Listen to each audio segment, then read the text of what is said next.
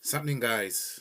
So, match preview of tomorrow afternoon's fixture, and this is Aston Villa versus Arsenal. This is not going to be an easy game, guys.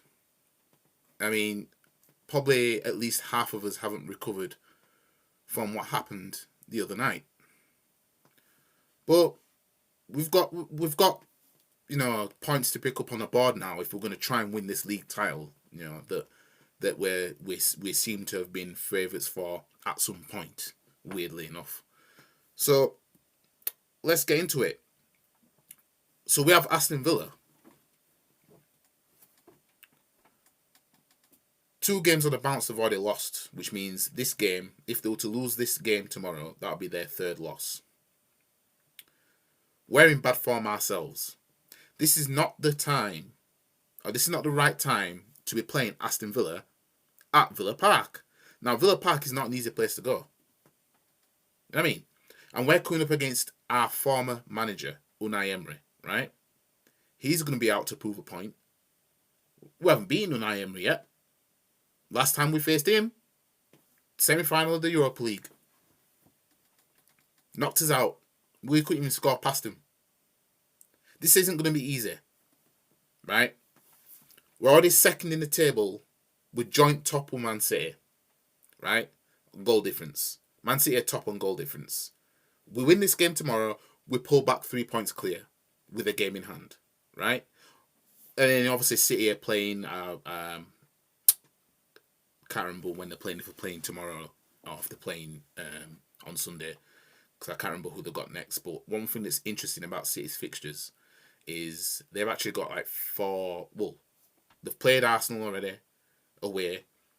They've actually got another 4 away fixtures in a row in all competitions because they've got Champions League and FA Cup.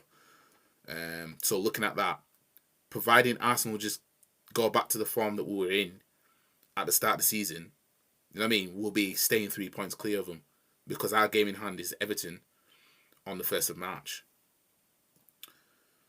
So, I mean, we look at the players that are out. Partey is not going to play. Partey is not playing. Now, let me talk about Big George at the moment, right now, right? Against Man City, he actually played all right. He was actually one of our best players on pitch. You know what I mean?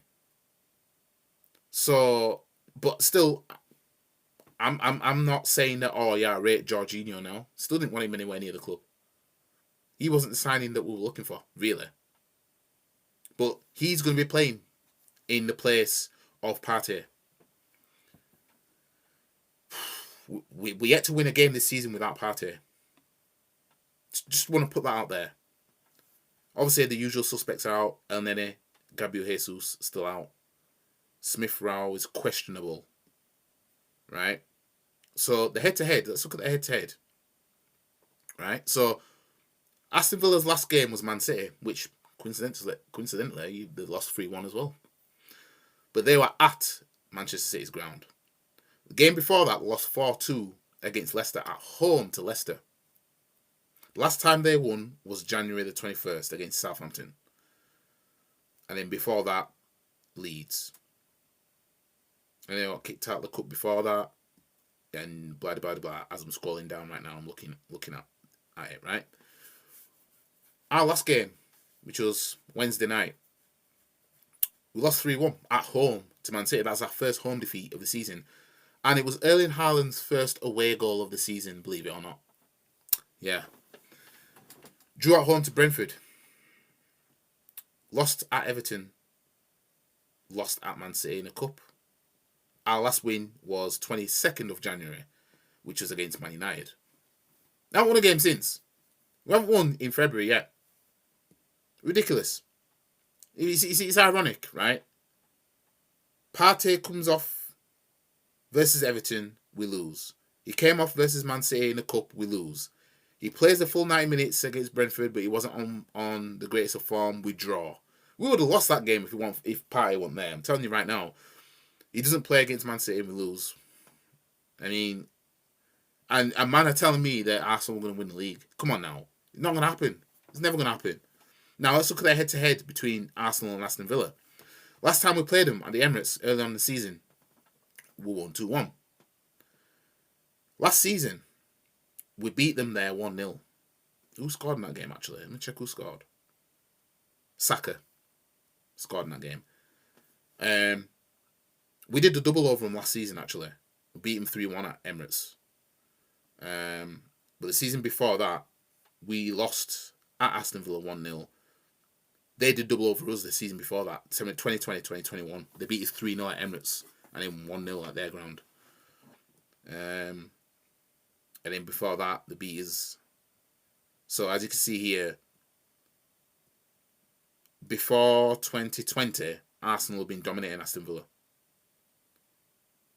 2013, before 2021, before 2020, 2013 was the last time they won at the Emirates. You know what I mean? So it just goes to show you, we can see the dominance of Arsenal in this fixture in particular. You know what I mean? Because you can see the dominance. We beat them most of the time, but Aston Villa are not to play with. You know what I mean? Now they've got Unai Emery as manager. They're not to play with. You know what I mean? So anybody that's looking at this thinking, oh, Aston Villa, it's not that hard. Stop the cap. Again. You know what I mean? Think again. Not going to be an easy game. We've already got Man U on our tails, right? But what I want to focus on, obviously Arsenal and what's happening above us, because you know we're not top of the table now. You know what I mean? We're not top of the table, so there's no point in focusing on who's behind us. So let me just look at Manchester City's fixtures. They've got Forest tomorrow at 3:00 away. Forest are actually playing all right. You know what I mean? It's not going to be an easy place to go. We go there, I think it's either second or third to last game of the season. We go to Forest, so that's not going to be easy. So say you have Forest, then they have Champions League away. Then they have Bournemouth away in the league. Then they have Bristol away in the FA Cup to finish off this month. And then they start next month at home to Newcastle. Now, we don't know what Newcastle's going to be turning up by that point, because we'll know whether they've won the League Cup final or not. You know what I mean? So they might be jaded and it'd be like out of it because they lost the cup to Man U, which is what we all expect to happen anyway. And then the Man City go away to Crystal Palace. So in that period of their second leg in the Champions League, they play 3 home games in a row. Liverpool being one of them. So it's the next 4 games. If Man City were to get through all those successfully without blinking, let's say they beat Forest tomorrow, draw in the Champions League, beat Bournemouth. It don't really matter really, because other competitions are other competitions. But if none of this makes them blink, then yeah, Man City are definitely going to win the league. You know what I mean? Because we've seen Man City blinking all season. They've been blinking, right? The only team out of the big teams that really need to go to them is Arsenal. But they do have to go to Fulham after Arsenal. They've still got Everton to go to. They play Chelsea at home in the second to last game. Their last game is Brentford away. That's going to be very interesting, that. 28th of May. That's going to be very interesting. And who knows what they're going to do in the Champions League. You know what I mean? Because should they get further in the Champions League past Leipzig, you know what I mean? That's games that's going to be in the mix. And Man City really want to win the Champions League. And then I'm assuming they'll get past Bristol City. You know what I mean? After that is a quarterfinals of the FA Cup. And then if they get past that, then they'll have a semi-final which will occupy the weekend of Premier League games, which means that they will have a game in hand that they'll have to catch up with. So, looking at it, Arsenal just need to keep doing what we were doing before. But it's going to be very hard now because teams have worked us out. So, we have a combination of teams that have found us out, they know how to beat us, right? As well as players not up to the standard, And then you got Arteta, who's going to keep making the same subs at the same time of the game, and his decision making when it's not going well is going to cost us a trophy this season. You know what I mean? We already sacked off 50% of the trophies that that were available to us. There's another 50% left. We've got the title and we've got Europa League. We're definitely not winning both of them. Personally, I don't think we're winning any of them. Any of them, right? And once we don't win a trophy this season, we have to look back at Arteta and they're like, you sacked off the League Cup and the FA Cup for this. You sacked it off. You know what I mean? Especially the FA Cup, the trophy that kept you a job. You know what I mean? It's diabolical. Absolutely diabolical. But back to this preview anyway. As I said, Villa, not going to be easy. Not going to be easy at all. So, score prediction for this game. It's going to be 1-0 either way, I think. Whoever wins, it's going to be a 1-0 scoreline. I'm looking at this game and I'm thinking, surely Arsenal are going to at least just beat Villa and then you temporarily go 3 points clear. You know what I mean? And we keep that up until we play Everton and then we increase it even more. You know what I mean? But honestly, and it's again the decision making of the manager. He's not going to drop Eddie. He's not gonna change anything up so teams know what we're about. So what he's gonna do, he's gonna play the same suspects. Eddie up front, Martinelli on the left, Saka on the right, because Saka's predictable now. Odegaard, Xhaka, it'll be Jorginho. He might change up with Ben White, between Ben White and Tomiyasu. Gabriel, Saliba, and it's going to be Zinchenko. You know, Zinchenko will definitely play the next game. You know what I mean? Because that sums up Arsenal Football Club.